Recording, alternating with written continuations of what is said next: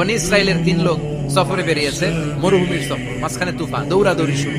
দৌড়াতে দৌড়াতে এক পাহাড়ের গুহার ভেতরে আশ্রয় নিয়েছে। বৃষ্টির পানির ছাপটায় পাহাড়ের উপর থেকে বিশাল এক পাথর খণ্ড এসে পাহাড়ের গুহার মুখটা বন্ধ করে দিয়েছে। 3 জন গায়ে যত শক্তি ছিল ধাক্কায়ও কথা সরাইতে পারে না। হায় হায়, কান্নাকাটি শুরু।